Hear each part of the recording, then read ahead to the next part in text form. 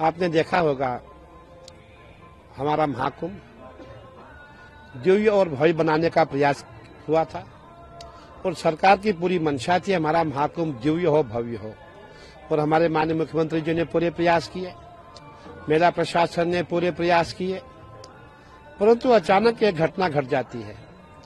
ऐसी दुर्घटना जिसमें पूरी शोक की लहर छा जाती है। हम भी दुखी हुए, हमें भी पीड़ा हुई। देखिए अचानक क्या हो जाता है, करोड़ों की संख्या में श्रद्धालु आ रहा है और सबका रुझान जो है संगम नोज की ओर है और मैं जानता हूं पूरा प्रयागराज जानता है संगम नोज जो है वहां इतना बड़ा क्षेत्र नहीं है जहां करोड़ों की संख्या में श्रद्धालु वहां पहुंचे, स्नान करें। और जो हमारे मेला डीआईजी है उन्होंने खूब प्रयास किया कि संगम नोज पे श्रद्धालु ना जाए, परंतु श्रद्धालु का मैं यही कहना चाहूंगा कभी कभी क्या होता है कि कुछ अनहोनी जो होनी होती है उसे कोई रोक नहीं सकता है। और मेला डीआईजी ने माइक उठाया, अनाउंस किया, पूरी पुलिस लग गई कि भाई इनको रोका जाए, संगम नोज पे रात का समय है, वहां हमारे श्रद्धालु कहीं श्रद्धालु सोए हुए थे। और आप ये भी जानते हैं लोगों को पैदल आना पड़ता है, हमारी माताएं बहनें थक जाती है, वो वहीं संगम पे ही रेत की मिट्टी पे ही कंबल ओढ़ के सोई हुई थी। यहां से भीड़ आती है, भीड़ के आते ही जो हमारी माँ बहनें सोई थी, जो हमारे भाई सोए हुए थे, वो उठ नहीं पाए। भीड़ उनके ऊपर चढ़ती है, उनके पांव के नीचे लोग आ जाते हैं, कई लोग जख्मी हो गए, कई लोग मृत्यु लोक को प्राप्त हुए।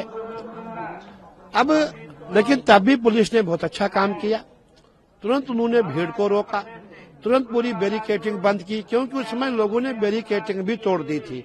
अब जब बैरिकेटिंग तोड़ के लोग जा रहे हैं, अगर उस समय में पुलिस डंडा चलाती वो भी अच्छा मैसेज नहीं था, तब भी भगदड़ मचती।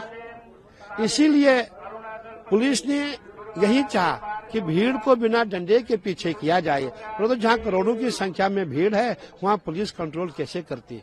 कोई नहीं चाहता ऐसी घटना हो, ऐसी दुर्घटना हो, परंतु अनहोनी को यही मंजूर था। मैं चाहूंगा इसमें किसी का दोष नहीं है।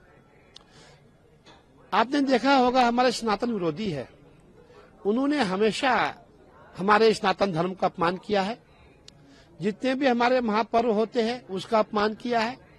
हमारा महाकुंभ था, जितने भी साधु संत हम यहाँ थे, प्रयास किया गया कि महाकुंभ को कैसे फेल किया जाए, महाकुंभ में आए हुए संतों को कैसे बदनाम किया जाए। आपने सोशल मीडिया देखा होगा, हमारे यूट्यूबर जो वामपंथी लोग थे, कभी भी उन्होंने अच्छे संतों को नहीं दिखाया। उनका प्रयास रहा जो नकली संत है, जो पागल संत है, जो बदनाम संत है, उन्हीं को दिखाया जाए, ताकि जो मेला जितने भी हमारे सनातनी समाज में बदनाम हो।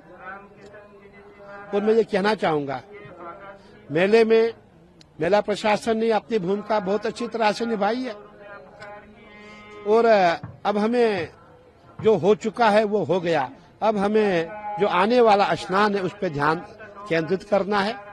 हमारा बसंत पंचमी का स्नान बहुत अच्छा हो, दिव्य हो, भव्य हो, अब ये प्रयास किए जा रहे हैं। लेकिन उत्तर प्रदेश के पूर्व मुख्यमंत्री और समाजवादी पार्टी मुखिया अखिलेश यादव, उन्होंने एएनआई से बातचीत की है एक्सक्लूसिव। उन्होंने कहा है कि जिस तरीके की व्यवस्था का प्रचार प्रसार किया गया उस तरीके की व्यवस्था नहीं थी।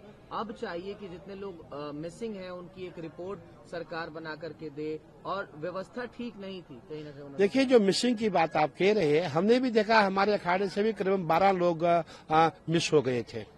हमने फोन किया, हमने पुलिस को भेजा, वो लोग नहीं मिले, लेकिन वो लोग कल शाम को पुलिस लेकर के हमारे पास लेके आ गई। पुलिस का पूरा प्रयास है, जो भी हम सूचना देते हैं, जो भी हम जानकारी देते हैं, जो जो मिस हुई है उनकी खोज की जा रही है। क्या वो अस्पताल में है, क्या वो किसी और कैंप में है, पूरा खोजा जा रहा है। मैं ये कहना चाहूंगा कि इस समय हमें किसी पे आरोप लगाना उचित नहीं है। हमारा प्रयास यही होना चाहिए, हमारा महाकुंभ अच्छा हो। और जो लोग ये कह रहे हैं, जो आरोप लगा रहे हैं, मेरा ये मानना है जितना विरोधी पक्ष है, जो सनातन विरोधी है,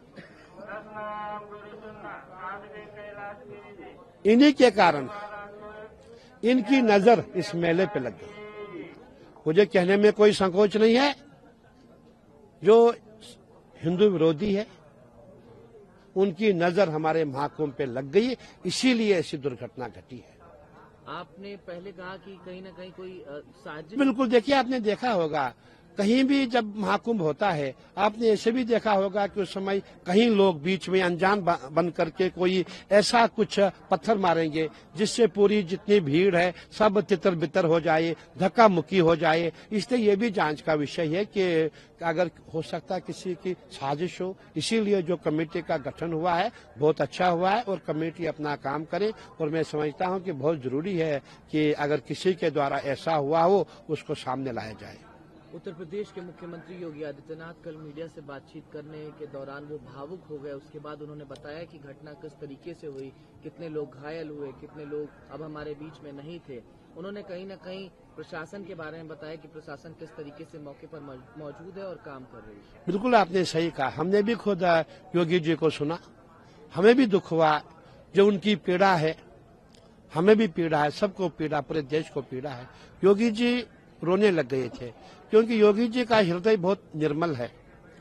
और योगी जी ने ये भी कहा कि जितने भी हमारे जो भी मेले में आए थे जिनकी मृत्यु हुई है उनको 25-25 लाख दिया जाए। अब हमारा मानना है कि जांच तो होगी, अवश्य होगी, लेकिन हमें ये भी देखना है कि जो आगे जो बचे हुए हमारे कुछ दिन है, कुछ शेष दिन है, कुछ हमारा जो महाकुंभ है, हमें उस पर ध्यान देना चाहिए।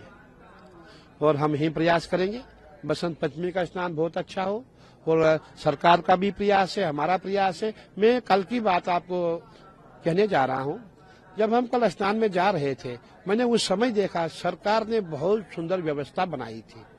जो भी हमारे अखाड़ों के स्नान होते हैं, हमारे साथ लाखों की संख्या में श्रद्धालु होते हैं, संत महात्मा नागा सभी हमारे साथ होती है, माताएं बहनें हमारे साथ होती है।